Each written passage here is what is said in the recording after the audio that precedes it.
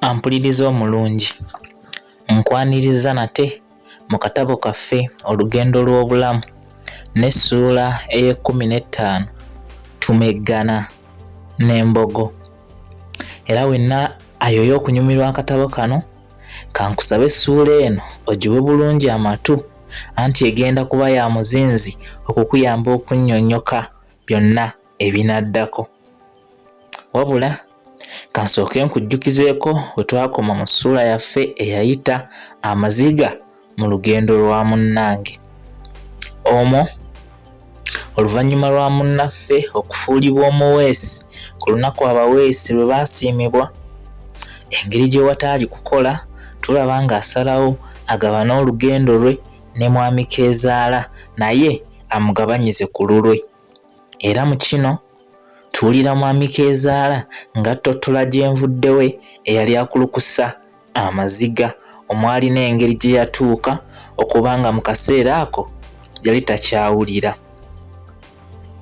Era nga tuwunzika essuula eyo, tuwulira mwami Keezaala ng'asuubiza munnaffe Keweerimidde okumutendeka okuweesa, era ne Keweerimidde n'asuubiza okussaayo ennyo omwoyo.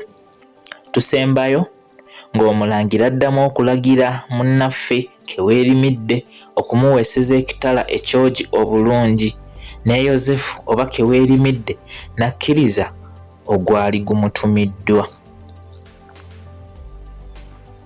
Ndowooza ojjukidde bulungi.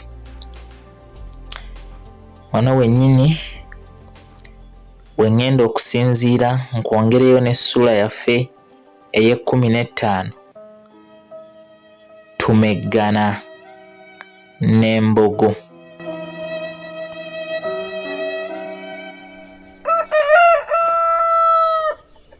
Nga mmaze okuba ng'agundiira mu kuweesa, ekisa ekyali kyantumwa nasalawo nkitandikeko, wabula mba sinnakiba ate ne nfuna ekirowoozo. Nateebereza nti singa mu kifo ky'ekiso mpeesaamu akasaale kyali kyakumusanyusa okusingawo, era mu bingi bye nalowoozaako ebisinga byali ku ludda lwaki ennali nsazeewo. Naweesa akasaale ke nateekamu amagezi gonna, mpozi n'obukugu obutonotono nga nnyambibwako omusomesa wange. Era olwali okuggwa, ndowooza nga tekannawola na bulungi ne nkanjula erinnyiniko. Ddala saasuubira bukyamu, anti munnange yasanyuka bya kitalo kwagala kunkira bwe nasanyuka nga nzaaliddwa ogwokubiri. Era okusiima kwe yakulandiza mpaka wa nnyina, n'amusaba naye asiime abeeko kyankolera. Olw'okuba gwe yali asaba okusiima ye yali empisa ye, era teyabandaala, n'alagibwa mpeebwe Nakabege ennyirivu okukira endala. Ekirabo ekyampeebwa nakisiima era kyansanyusa biyitirivu, wabula okusinga n'enyumiririza mu bigambo oba obubaka obwajja n'ekirabo kino. Anti ng'alagibwa mpeebwe ekirabo kino, yaŋŋamba nti, mw'eyo engeri mw'onaakakasiza bonna nga bw'oli mwana wange gwe neesiimisa. Obugambo obwo bulabika ng'obutono mu matu g'abamu, naye ku nze byali bigambo byennyini ebiyitirivu era ebijjudde amakulu ga kiwa mirembe n'essuubi. Era wano we nasinziira okwongera okugulumiza gwe nsinza. Olunaku lwe nakwasa munnaffe akasaale, yalagira ng'enkeera bwe yali agenda okuyiggamu agezese ensona y'akasaale ke akaali kalabika obusukkulumu. Era yantegeeza nti mu be yali ayagala okugenda nabo nze nali mbakulembedde, ng'ayagala mbeewo ng'omujulizi ng'asola embogo ng'atta ensiri. Olw'okuba ffenna twasula twesunga naddala munnaffe, obudde olwali okukya ne twebagala embalaasi twolekere gye twali ab'okuyiggira. Ku mulundi guno abakuumi be abaamuwerekeranga mu kusooka yabakomya era twagenda banaffekka, anti yali yafunayo n'ow'omukago omulala gwe baayitanga Ssembajjwe. Nga tutuuse mu nsi y'ensolo, obufo omweyagaliranga obumyu kaamuje mpozi n'obusolo obulala obutonotono twabwebalama nga nti tuyoya kutandikira mu nnene ezirabwako. Era twagenda butereevu eri gye baali baakazaako mu kibogo, anti ng'embogo eziri oludda lw'eyo n'ow'emmindi asena. Nga tutuuse abamu ku ffe abaali tebazekkaanyanga bulungi twasooka kusamaalira, era nazo zaasooka kututunuulira ng'ezeekengedde, wabula oluvannyuma ne zeddira mu kweriira omuddo gwazo. Naye olw'okuba munnaffe yali yeesunga kulaba nkola y'akasaale ke, olwali okukuba eriiso kwemu n'akaweekula ku mugongo atandike okuzikaabya endulundu, era olwali okumutereera mu ngalo n'akaleega okugyolekera.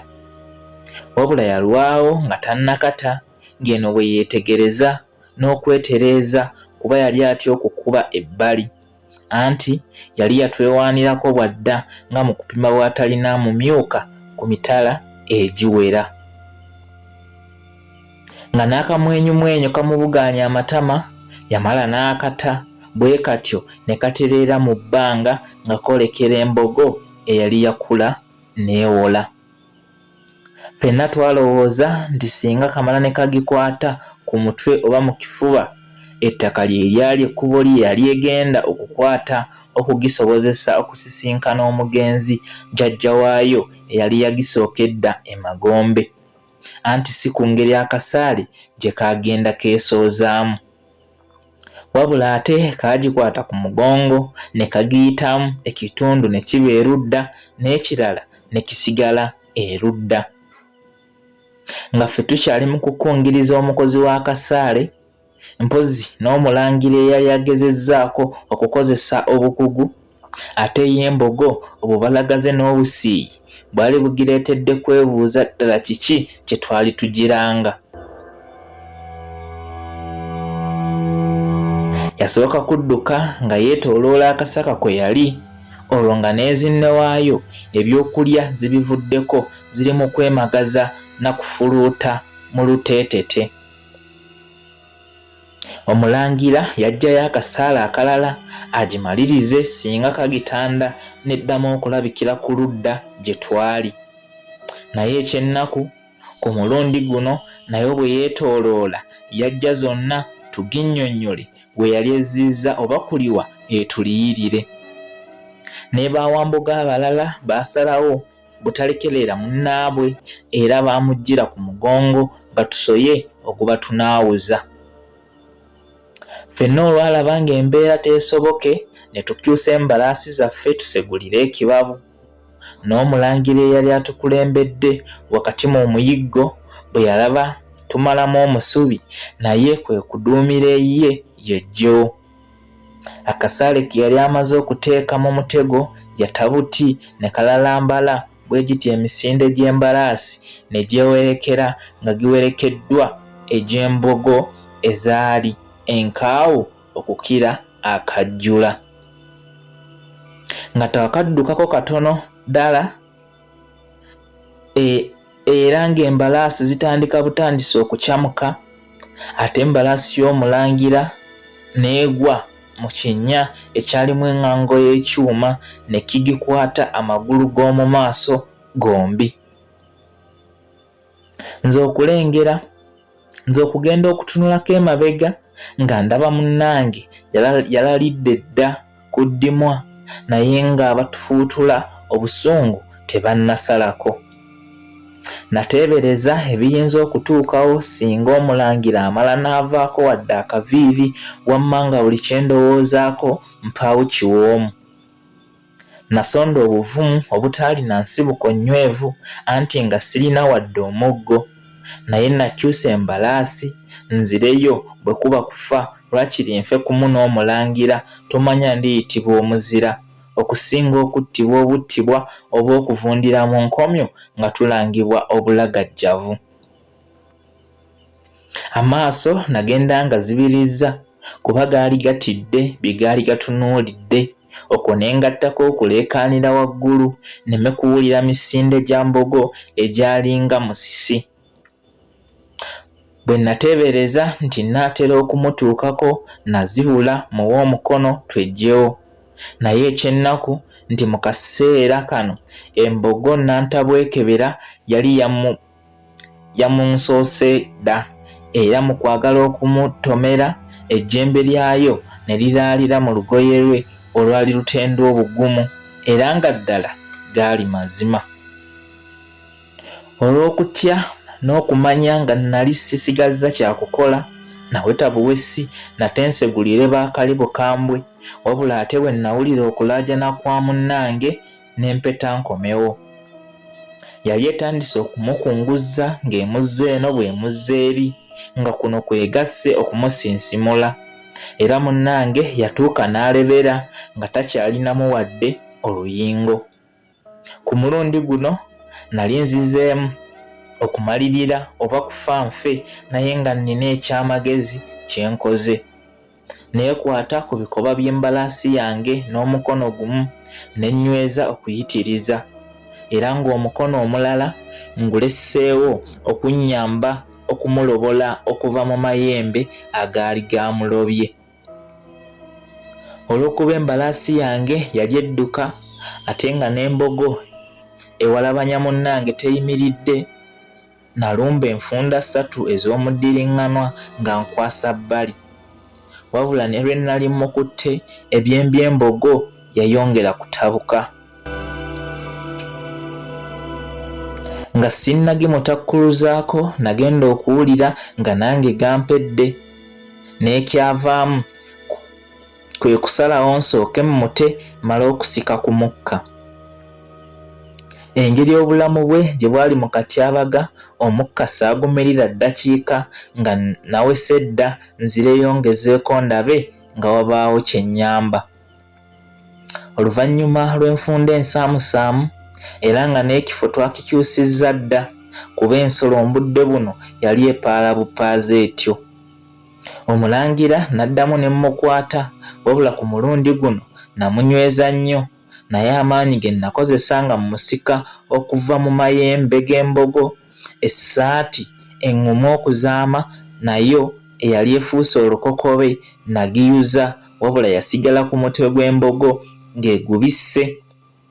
ng'egibisse amaaso obutagiganya kubaako kyeraba, ekintu kyali tasobola kugumiikiriza wadde eddakiika. Era wano we yasinziira neddamu okusiikuula emisinde nga bwe yeesansabaga essaati esobole okugivaamu, naye embudde buno nga gyedduka edda tekyalabayo. Olw'okuba munnange amaanyi agamuwanika ku mbalaasi nali sikyagalina, ate nga naye takyeyinza, olwali okumuggya mu magombe g'amayembe namusuula busuuzi wansi, nange ne mpanuka ku mbalaasi male okuddamu okusaka ku twanyi ndyoke musitule musseeko tusobole okweyongerayo. Wabula mu kulowooza n'okukola bino n'embogo yali eri mu kutwetalirako kwagala kutufootoolera mbutamanya kuba kyenkana yali tekyalaba. Munnange nga sinnamujja wansi nagenda okulaba ng'embogo ejja ku misinde emiyitirivu, wabula ng'eteebedde ddala mu ffe. Namanya nga ku luno tetugiwona, wabula nze nali nsobola okudduka nenva mu kkubo lyayo, wabula saali mwetegefu kulaba mulangira ng'afootoolwa, kwe kusalawo ne mmugwako lwakiri efootoolemu nze. Nazibiriza ng'eno bwe nnuma emba kugatta okuleega omugongo nga njagala okwongera okugukalubyamuko, mb'osanga bwe nnaalinya bwe naalinnya ku mugongo eyinza obutanfootoola nnyo bwe ntyo ne mpitako buyisi. Ng'enaatera okututuukako era nga njoya kuzibula nsobole okubeerawo ng'omujulizi ku ngeri gye tufootoolwa, nagenda okuwulira ng'omukulu wa mbogo agwa ennume y'ekigo okuliraanira ddala naffe.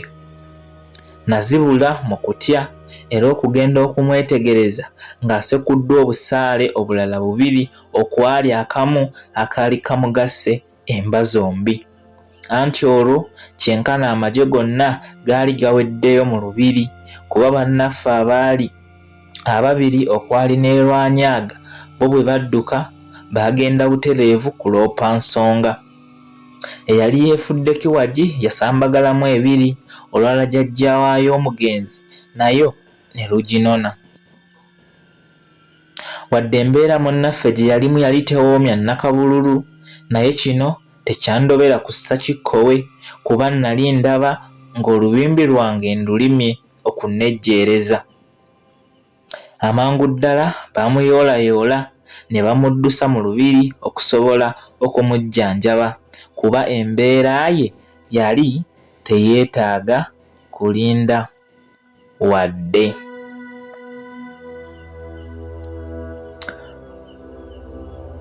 Bwe tutyo ne tuba nga tukomekkereza essuula yaffe ey'e15 tumeggana n'embogo mpaka lwe tunaakomawo n'essuula ey'e16 nzigalirwa mu nkomyo. Atakuumira mpeera abankuumire era mweraba.